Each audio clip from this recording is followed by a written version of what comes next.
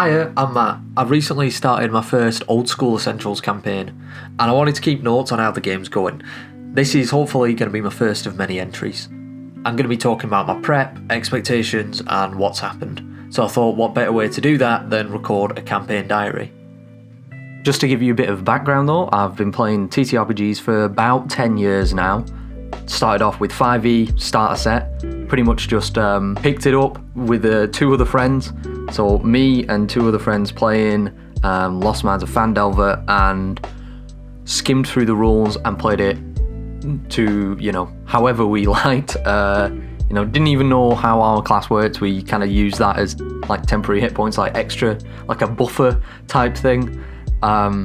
It was a wild time, but it made me fall in love with the hobby. So I still play 5e, but I also play a lot of other systems as well. I tend to be more of a narrative, both player and GM, which is something, kind of the reason why I actually want to get into the OSR, is that I want to maybe break away from that, try a different style, So yeah, I've played a lot of other systems, Powered by the Apocalypse ones, so like Monster of the Week, quite a big fan of, ran a campaign with that, and both me and my players absolutely loved it. Hopefully going to return to that one day. Yeah, played some other things like Impulse Drive and stuff like that as a player. Call of Cthulhu is a system that I've really liked as well. Done a couple of one-shots and things, as well as been a player in some very short adventures there, modules, or whatever they're called, scenarios, that's what they're called. Yeah, and I found that's actually a really good way as an introduction for players as well, is just, hey, this is a mystery game, you play a character, it's set in, the 1920s or Victorian era or, World War II or whenever you want it to be, and then, because it is kind of gives people an anchor point to think about, that's actually been a way that I've had quite a few players sort of start playing TTRPGs with me and stuff like that, is through them first time just playing a one-shot of Call of Cthulhu. Like I said, so I'm a big fan of kind of the narrative sort of style. I like to have more cinematic, more fluid, rigid rules, more rule of cool, where, my style of running and stuff like that has kind of been. But I've always had this kind of, curiosity about retro gaming and things like that. So, TTRPGs of the 70s and 80s. In fact, during kind of a madden state in lockdown, over about, I think a day or two, I just went through an old Dragonlance module and completely converted it to 5e. I didn't find out until a little later, a month or two down the line, that they had announced, they were going to do a Dragonlance whole thing for 5e, which I was a bit annoyed about. But yeah, so I've always had this interest in the old school. And about summer last year or so, another GM that I'm a player in a game for, he started talking about the OSR, and he was saying, hey, this is, there's this thing, this subculture within the community we're in that sounds like it's right up your street. It's something that I'm interested in as well. Would you be interested in playing a game or two? And we just started, sharing videos and stuff like that, and started like buying PDFs and reading through them and books and stuff. And I kind of fell in love with the idea of this older sort of style of play, especially the more like creative thinking of, it's less about what abilities you do have and more about how you think about the situation and overcome it, rather than just hack and slash your way through. And that's something that I was like, oh great, I want to try and play this. Not only that, it kind of piqued my curiosity to go through older modules and stuff like that, just to see how they are. So I played a couple of sessions of Mouse Ritter with a friend, a couple of friends, only a handful of sessions, but had a good fun. And also played a Knave, one session Knave that I ran completely kind of wrong. I ran it more like a mystery game, like a one-shot of Call of Cthulhu or something like that. Which now looking back, I'm like, I wish I hadn't done that, and then I'd gone down a more like Conan the Barbarian route or something. Small dungeon sort of crawl stuff, and here's all the clues and picking them up. But that's the kind of thing that I like to do anyway. The thing of I wanted to run the OSR at some point, or an old school Essentials game. I looked at a bunch of other systems, Dungeon Crawl Classics. I love like the spellcasting Dungeon Crawl Classics, amazing, especially like Spellburn and stuff. Sounds so cool. But, you know, for a more rules lighter system, I guess, I was more attracted to the old school essentials. Less tables to keep up with. 5 touches deep was also something I looked at and I quite liked, especially the item system, right? The encumbrance in that. I like the, you know, you got to bundle a small few items up, then, you know, you've got a number of slots. The Tetris kind of sort of thing to it. I love that kind of thing.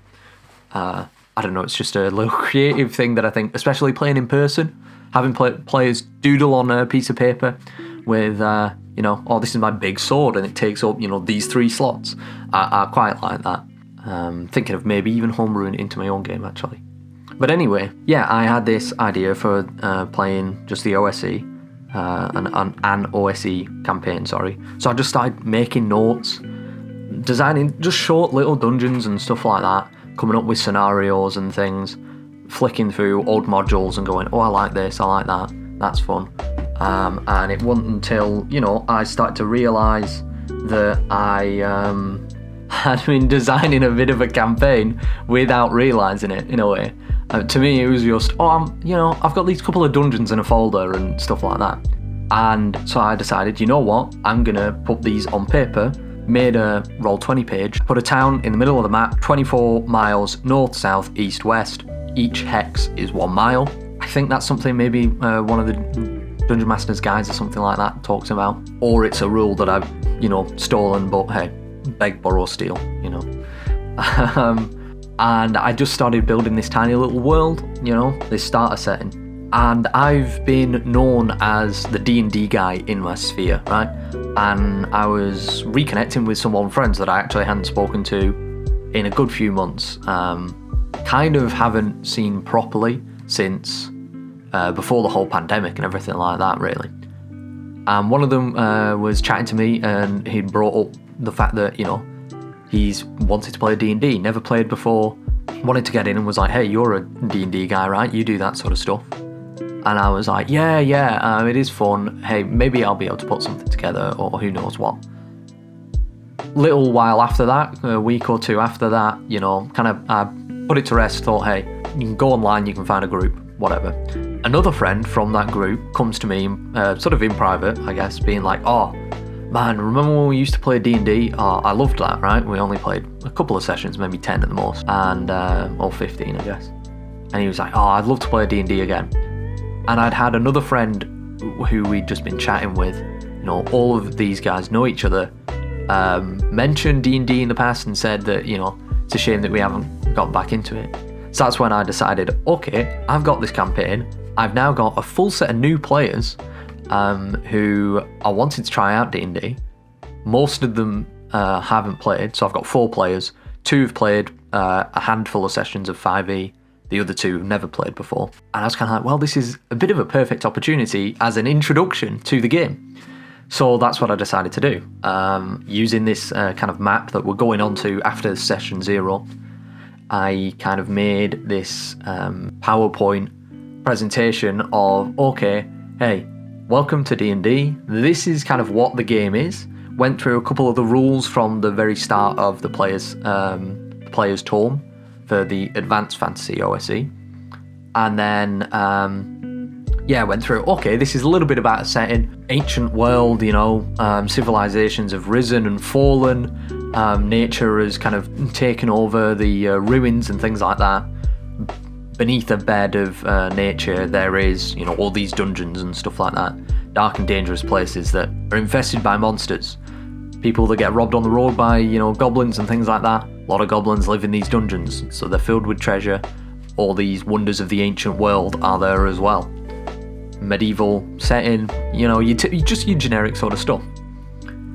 And everyone came up with some interesting characters, very, I guess, generic characters, you know, in a sense. We've got, you know, a holier-than-thou paladin who's on a pilgrimage. We've got an old man who's a wizard who is kind of, I guess, retired and now following his, like a wizardly pursuit to gain just knowledge about the arcane. We've then just got a dark rogue. The only thing I really know about them is that they wear dark clothes and they want to steal. The player there was saying, yeah, I like I like playing stealthy kind of characters when I play like Skyrim and stuff like that. So that's something I like to play. And then another player came to me and said, well, I'd like to be something stealthy, but I also just kind of want to play like a little fella, a tricky guy as well. So he ended up picking the halfling. And yeah, so far had this session 0. We made our characters. That was about like half the time of it. And then for 2 hours after that, we had just a mini kind of session. So I'd done, I kind of prepped. Very short thing. I guess like a 3-room dungeon type thing. So it began as many adventures do in a tavern. It's a rainy night and the adventurers have just gotten off a cart from who knows where. This is just another tavern by the roadside. One of many that they've probably been to before. Nothing remarkable. They walked inside.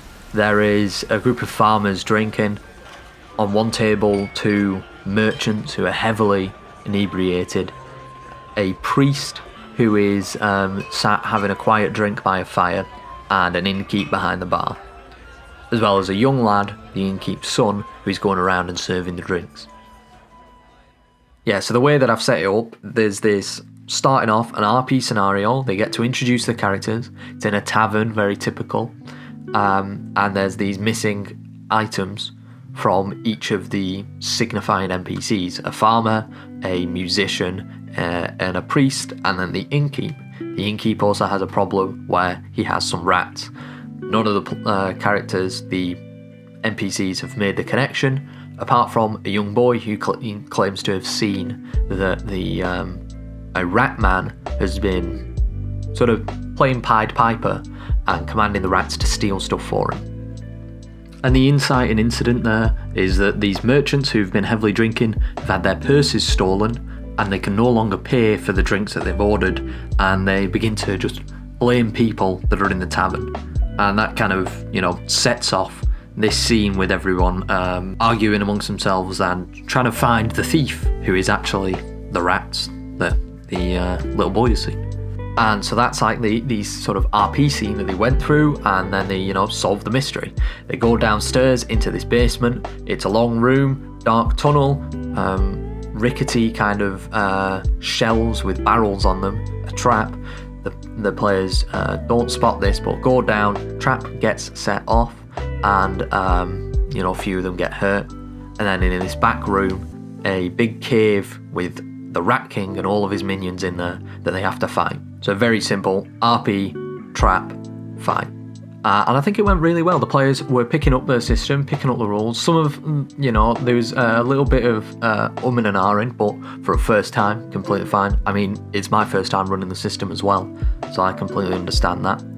I was quite happy to see how quick they jumped into RP as well. That was something that I know a lot of players can get nervous about, but at least from the 2 that had played 5e before, they were very comfortable at doing that. And then one of the other players, first time, he got involved real quick, which was nice to see.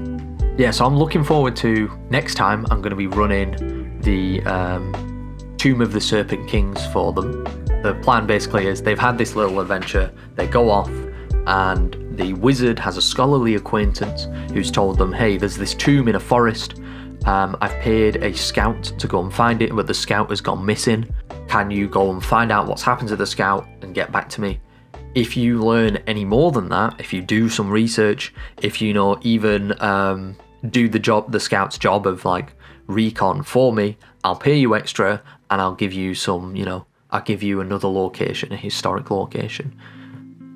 And so that's kind of what I've set up for them with this town and a various different bits within a town. So there's, a tavern with a statue in the basement, which is a statue of a devil.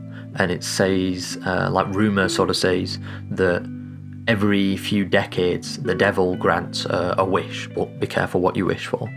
There's an old temple within the village, ruined temple, built by elves that nobody really knows much about, but it's kind of, venerated, as well as, your typical general store and, smithy and that sort of stuff.